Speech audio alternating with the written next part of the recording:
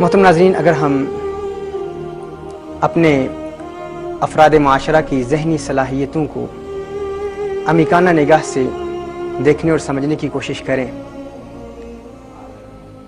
تو یہ حقیقت روز روشن کی طرح واضح ہو جاتی ہے کہ ہمارے معاشرے میں بے شمار لوگ ایسے ہیں جنہیں اللہ عز و جل نے بہت زیادہ ذہنی صلاحیتوں سے نوازا ہے. وہ بہت ذہین ہوتے ہیں، دماغی طور پر بہت باصلاحیت ہوتے ہیں، بہت انٹیلیجنٹ ہوتے ہیں. جو چیز ایک مرتبہ دیکھ لیتے ہیں، جس بات کو ایک مرتبہ سن لیتے ہیں، جس تحریر کو ایک مرتبہ پڑھ لیتے ہیں، وہ ہمیشہ ہمیشہ کے لیے لوح عقل پر نقش ہو جاتی ہے، کبھی بھولتے نہیں ہیں. ایسے لوگ ایجوکیشنل انسٹیٹیوٹس میں، کالجز میں، یونیورسٹیز میں، ایکیڈیمک ایجوکیشن میں ہمیشہ اول پوزیشن حاصل کرتے ہیں.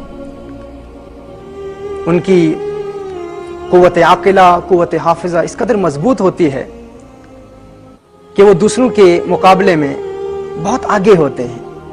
لیکن محترم ناظرین، ہم یہ بھی دیکھتے ہیں کہ انہی انٹلیکچوئلز میں، انہی ذہین لوگوں میں بے شمار ایسے لوگ بھی ہوتے ہیں جو پریکٹیکل لائف میں بالکل ناکام ہو جاتے ہیں.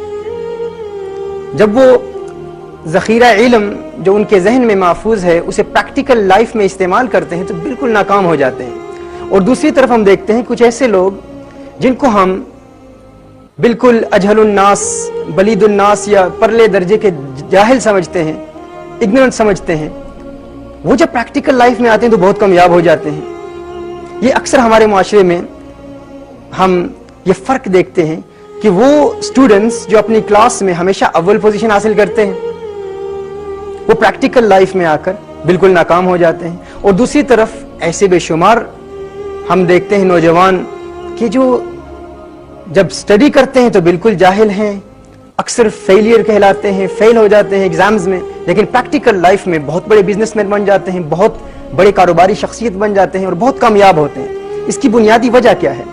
محترم ناظرین، شاید آپ سوچ رہے ہوں کہ میں اپنے معاشرے میں رشوت اور سفارش کی منفی اثرات پر کلام کرنا چاہتا ہوں. ہر چند کہ یہ بھی ایک بہت بڑا فیکٹر ہے، اس میں یہ بھی ایک سبب ہے اس کا.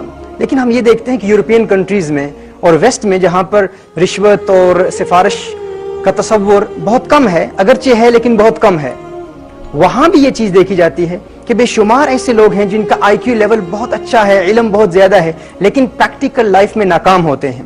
اس کی بنیادی وجہ کیا ہے؟ محترم ناظرین، آج کے اس پروگرام میں ہم عقل کی صلاحیتوں کو سمجھنے کے لیے اس بات کو سمجھیں گے. اس کی بنیادی وجہ یہ ہے کہ بے شمار لوگ عقل اور دماغ کے حوالے سے تو بہت ذہین ہوتے ہیں لیکن اپنی ایموشنل انٹیلیجنس کو استعمال نہیں کر پاتے، اور اس ایموشنل انٹیلیجنس کا تعلق براہ راست انسان کے دل سے ہوتا ہے. یہ ایموشنل انٹیلیجنس یہ انسان کے دل کے اندر ہوتی ہے، اس کا ظرف انسان کا دل ہوتا ہے. اب ایسے لوگ ایگزامز پاس کر لیں گے، پریکٹیکل لائف میں جب آئیں گے تو ناکام ہو جائیں گے. کیوں؟ کیونکہ وہ فیصلہ نہیں کر پاتے، ان کے پاس قوت فیصلہ نہیں ہوتی. یعنی وہ یہ نہیں جانتے کہ اپنی انفارمیشن کا استعمال کیسے کریں. وہ جو معلومات کا ذخیرہ ان کے ذہن میں موجود ہوتا ہے ان کو مینج کرنے کی صلاحیت نہیں رکھتے. اور ایسے لوگ ان کے ذہن میں جو معلومات ہیں ان کو مینج کرنے کی صلاحیت سے بھی قاصر ہیں. اور اکثر ایسے لوگ ہوتے ہیں جو لیڈرشپ کوالٹیز بھی نہیں رکھتے، ذہین ہیں، انفارمیشن ہے، علم ہے، نالج ہے، لیکن اس نالج کو مینج کیسے کیا جائے اس صلاحیت سے وہ محروم ہوتے ہیں. اور اس کی بنیادی وجہ ناظرین کرام یہ ہے کہ وہ ایک زندگی میں ایک سیٹ پیٹرن جو ان کے ذہن میں ایجوکیشنل میتھڈالوجی میں یا ایجوکیشنل نظام میں یا ایکیڈیمکلی ایجوکیشن جب وہ حاصل کر رہے تھے ان کے ذہن میں ایک انفارمیشن ڈال دی جاتی ہے کہ یہ انفارمیشن ہے، اس کو بس اندھا دھند اس کی تقلید کرنی ہے، ایک سیٹ پیٹرن کے ذریعے زندگی گزارنی ہے. تو نے فلاں ڈگری حاصل کی، ڈگری کے بعد جاب کرنا ہے، جاب کے بعد فلاں فلاں راستہ تیرے سامنے آئے گا، اس کو یوں ڈیل کرنا ہے. پھر وہ اسی ترتیب پر زندگی کے ایام گزارتے چلے جاتے ہیں. یعنی ان کے اندر امپرووائزیشن ابیلٹی نہیں ہوتی. ایسے لوگ زندگی میں کوئی بڑا رسک لینے کی صلاحیت بھی نہیں رکھتے، کوئی بڑا کام کرنے کی صلاحیت بھی نہیں رکھتے. وہ اس لیے ناظرین کیونکہ وہ دل کی سوچنے کی صلاحیت سے محروم ہوتے ہیں.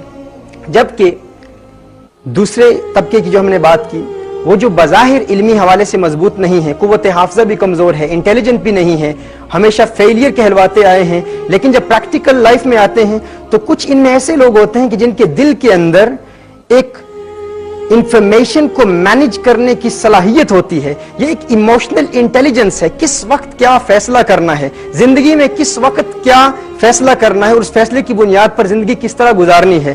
یہ وہ لوگ ہوتے ہیں جو بڑے بڑے رسک زندگی میں لے لیتے ہیں اپنے دل کے فیصلوں کی بنیاد پر، جس کی بنیاد پر وہ زندگی میں کامیاب ہو جاتے ہیں.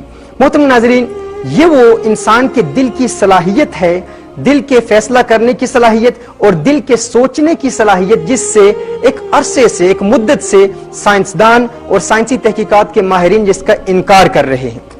اور ہم دیکھتے ہیں کہ بے شمار ایسے لوگ جو فقط ایک ایجوکیشنل میتھڈالوجی یا ایجوکیشنل سلیبس کو فالو کرتے ہوئے اسی سلیبس کو اپنی زندگی میں اپناتے ہیں، اسی سلیبس کو اپنی زندگی میں استعمال کرتے ہیں، مکمل طور پر بلائنڈ فالو کرتے ہوئے لکیر کا فقیر بن کر وہ زندگی کے ایام گزارتے ہیں، جس کی وجہ سے وہ ناکام ہو جاتے ہیں. لیکن وہ خود سمجھ رہے ہوتے ہیں کہ شاید وہ کامیاب ہیں، ان کا جو مالک ہے یا جو ان کا امپلائر ہے وہ شاید میٹرک پاس بھی نہ ہو، وہ شاید جی سی ایس بھی پاس نہ کیا ہو اس نے، لیکن یہ اس کے ماتحت اپنی ذہنی صلاحیتیں اس کے حوالے کر دیتے ہیں، اس کو بیچ دیتے ہیں. وہ پھر اس کی ذہنی صلاحیتوں کا استعمال کرتا ہے، کیونکہ اس میں اس کی ذہنی صلاحیتوں کا استعمال کرنے کی صلاحیت ہوتی ہے، وہ انفارمیشن کو مینج کرنے کی صلاحیت رکھتا ہے. لیکن یہ احباب اسی کو ہی اپنی کامیابی سمجھتے ہیں.